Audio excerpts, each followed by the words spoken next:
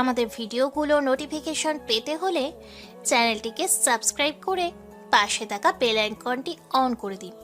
আর আমাদের ভিডিওগুলোতে like, share আর comment করতে মোটেও ভুলবেন না। ধন্যবাদ সবাইকে।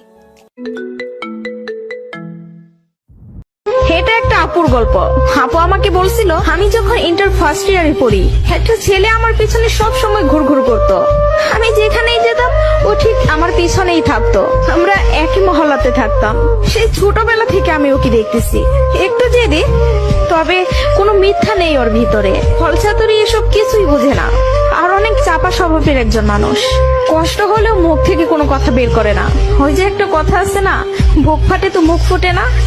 এমনকি আমি যখন ওকে দাঁড় করাই বলতাম, কিছু বলবেন, ও বলতো না কিছু না। একদিন আমি ওকে প্রপোজ করলাম আর বললাম, আপনাকে দিয়ে কিছু হবে না, আমি সারাটা জীবন আপনার সাথে থাকতে চাই, আপনার বউ হতে চাই আমি।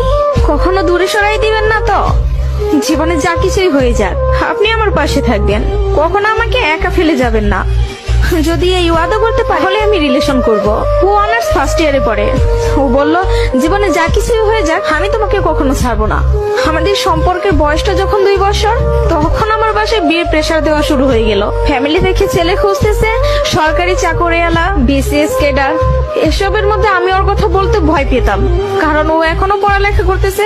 চাকরি তো দূরের কথা, চাকরি পাইতে তো অনেক সময় লাগবে, কিন্তু আমার ফ্যামিলি তো আমাকে সময় দিবে না।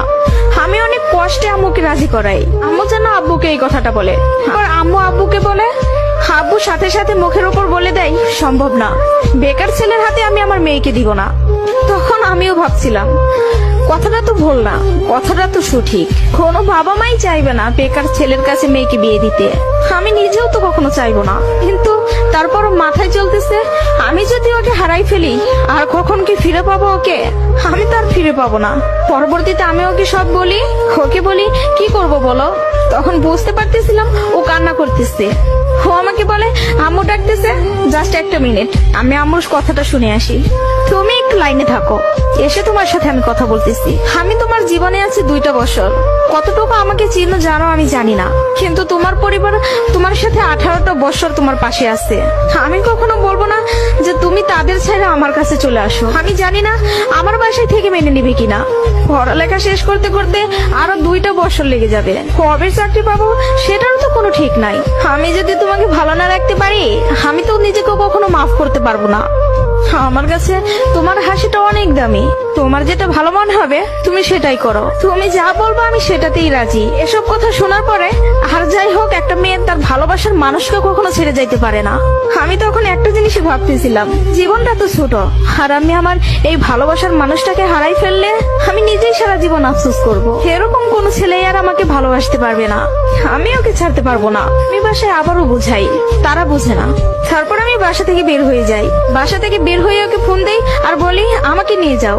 ও তাড়াহুড়া করে বাড়ি থেকে চলে আসলো। আমি বললাম, আমি তোমাকে বিয়ে করব। ও আমাকে বলে, আমি বলছি না তোমাকে, তুমি যা বলবো আমি তাতেই রাজি আছি। তবে একটা কথা, আমার সাথে থেকে যদি 3 বেলার 1 বেলা খেয়ে থাকতে হয়, পারবা? তার জন্য আমি সবকিছু ছেড়ে আসলাম, তার জন্য আমি সবই করতে পারবো।